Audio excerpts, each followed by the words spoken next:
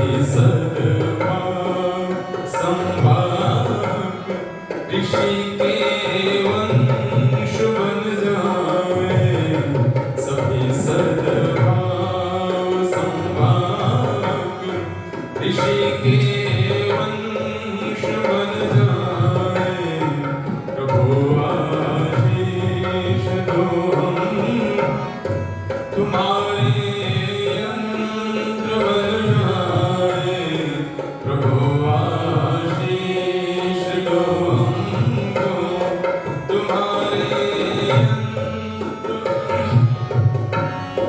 बने राही परम पद के तुम्हारे अंश बन जाए। प्रभु आशीष दो हमको तुम्हारे यंत्र बन जाए। प्रभु तो हमको तुम्हारे यंत्र बन जाए। प्रभु आशीष दो।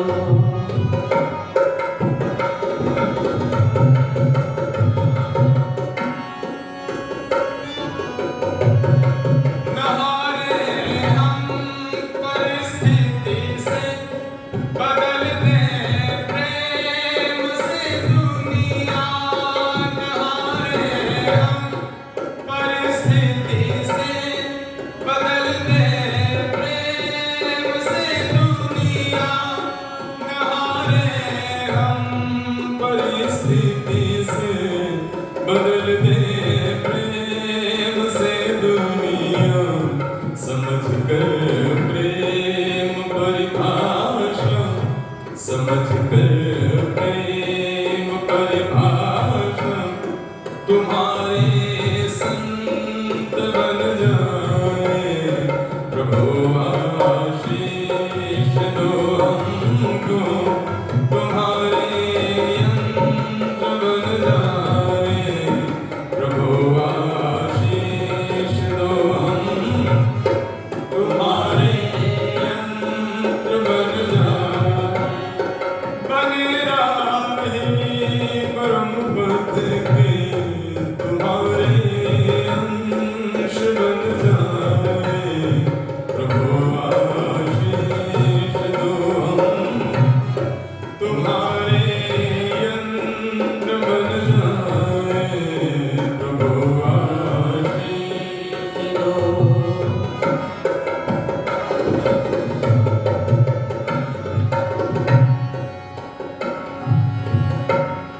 तुम्हें अनुभव करे प्रतिपल, नैक पल दूर तुमसे हो।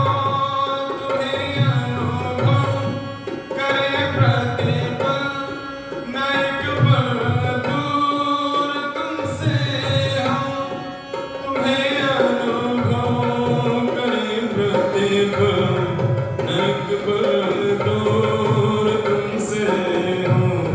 बहारों की तरह हम भी खुशी के मंत्र बन जाए। बहारों की तरह हम भी खुशी के मंत्र बन जाए। प्रभु आशीष दो हमको तुम्हारे यंत्र बन जाए। प्रभु आशीष दो हमको तुम्हारे यंत्र बन जाए। बने राही परम पद के तुम्हारे अंश बन जाए। प्रभु आशीष दो हमको तुम्हारे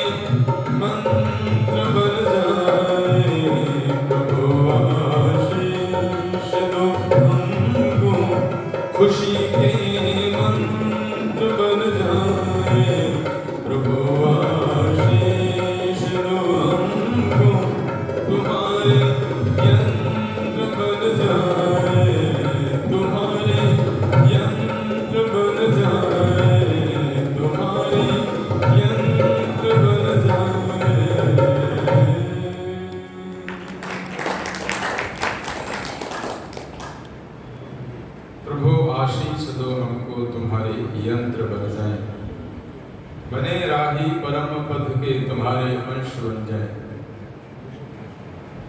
परमपिता परमात्मा सर्वशक्तिमान, दयालु, अजन्मा, अनंत, निर्विकार, अनादि, अनुपम, सर्वाधार, सर्वेश्वर, सर्वव्यापक, सर्वांतर्यामी, अजर, अमर, अभय, नित्य, पवित्र और जो सृष्टि करता है, इन गुणों से ओतप्रोत व प्रभु, ये थोड़े थोड़े गुण मेरे अंदर आ जाए तो मैं भाव है बने राही परम पथ के तुम्हारे अंश बन जाए। प्रभु के थोड़े थोड़े गुण यदि मैं अपने जीवन में धारण कर पाऊं, ईश्वर दयालु है तो मैं भी कहीं दयालु बन पाऊं। परमात्मा सर्वशक्तिमान है तो मैं भी कहीं शक्तिशाली बन पाऊं, और उस शक्ति का परमात्मा कहीं दुरुपयोग नहीं करता तो मैं भी उस शक्ति का कहीं दुरुपयोग न करूं। संसार का उपकार करना इस समाज का मुख्य उद्देश्य है, अर्थात शारीरिक, आत्मिक और सामाजिक उन्नति करना। शरीर के बल की प्रार्थना है, आत्मिक उन्नति के साथ साथ फिर समाज की उन्नति की प्रार्थना भाव है। सुंदर वेद मंत्र की भावना, यहाँ बहारों की तरफ हम भी खुशी के मंत्र बन जाएं, अपने जीवन को किस प्रकार से खुशहाल बना सकें और दुनिया के लोगों को अपने जीवन से किस प्रकार में खुशी देख सकता हूँ, ऐसा प्रबंध, ऐसी व्यवस्था मेरे जीवन में बने। मेरी वाणी से, मेरे कर्म से, मेरे व्यवहार से किसी व्यक्ति को तो दुख ना हो, ऐसा पवित्र सुंदर स्वभाव, सुंदर अपना व्यवहार बनाने का प्रयत्न चिंतन करके यदि मैं करूं तो निश्चित ही जीवन सार्थक हो सकता है। छोटी छोटी चीजों पर कई बार हम लोग बिखर जाते हैं, बिगड़ जाते हैं। व्यवहारिक जीवन में बहुत हताश और निराश हो जाते हैं। कई बार बहुत प्रकार का ज्ञान हम प्राप्त करने के बाद भी व्यवहार में शून्य रहते हैं। व्यवहारिकता जब तक जीवन में ना हो तब तक विद्या चाहे कितनी भी पढ़ी हो सार्थक नहीं हो सकती। विवाह संस्कार अभी 2-4 दिन पहले ही मैंने कराया, और जब विवाह संस्कार कराया था तो वहां पर बात रखी और कहा कि अब गृहस्थ आश्रम में जो आपने ब्रह्मचर्य आश्रम में विद्या प्राप्त की है, उस विद्या को व्यवहार में लागू करने का समय है।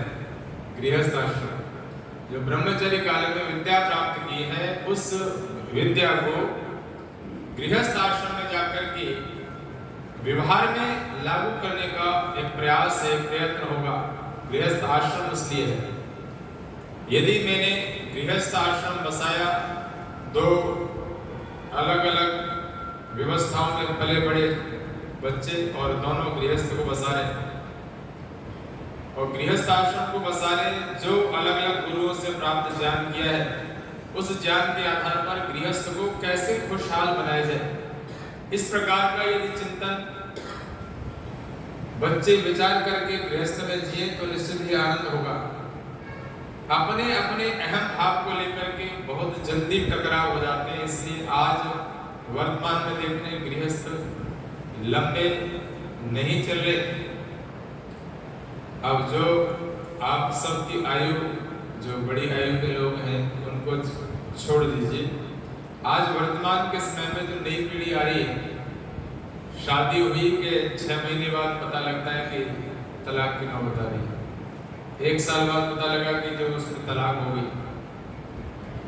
विद्या बहुत उन्नतशील पढ़ाई कर ली है आधुनिक क्षेत्र में, कोई वकील बन गया, कोई डॉक्टर बन गया, कोई और कुछ बन गया। तो उसके बाद में पढ़ाई करने के बाद जब गृहस्थ बसाया है और गृहस्थ को आप दोनों खुशहाल नहीं बसा पाए, कोई पढ़ना सार्थक नहीं रहा। पढ़ाई तब सार्थक है जब आप उस पढ़ाई के आधार पर, उस विद्या के आधार पर विनय को प्राप्त करके गृहस्थ को खुशहाल बसा सकें। ऐसा नहीं है तो पढ़ाई करने का फायदा नहीं रहा। क्यों? विद्या विनय को देती है, और विद्या प्राप्त करके विनय प्राप्त नहीं किया तो विद्या प्राप्त करने का लाभ नहीं। आइए एक भजन से मैंने इस कार्यक्रम का शुभारंभ कर दिया है और आप धीरे धीरे उपस्थित हो रहे हैं। समय क्योंकि निश्चित 8 से 10 का है और हम दोनों विद्वानों को भजन और उपदेश के माध्यम से श्रवण करेंगे। प्रथम मैं पंडित मोहित शास्त्री जी, जो पूरे देश भर में मधुर संगीत के माध्यम से आप वेद की व्याख्या, वेद के प्रचार को लेकर के मुहिम महर्षि प्रवरदेव दयानंद के सिद्धांत को जन जन तक पहुंचाने का पुरुषार्थ कर रहे हैं। बड़े कष्ट सहन करके ये काम संभव होता है, क्योंकि जो यात्राएं होती हैं वो बड़ी यातनाओं की होती है। यात्रा जो है बड़ी यातना की होती है, और उन यातनाओं को सहन करके वेद प्रचार करना वर्तमान के समय में बहुत कठिन है।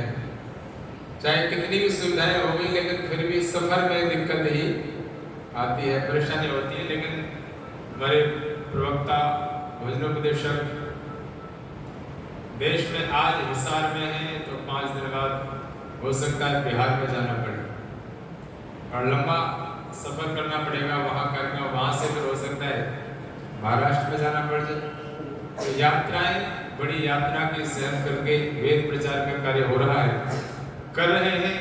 और ये जो श्रृंखला है वह ऐसे ही निरंतर सतत प्रवाह से चलती रहे, उसके लिए विद्वान गण लगे हुए हैं। तो मैं अभिनंदन के साथ, स्वागत के साथ आह्वान कर रहा हूँ, भाई पंडित मोहित शास्त्री जी आएंगे और भजनों से हम सबको कृतार्थ करेंगे। आदरणीय भ्राता मोहित शास्त्री जी।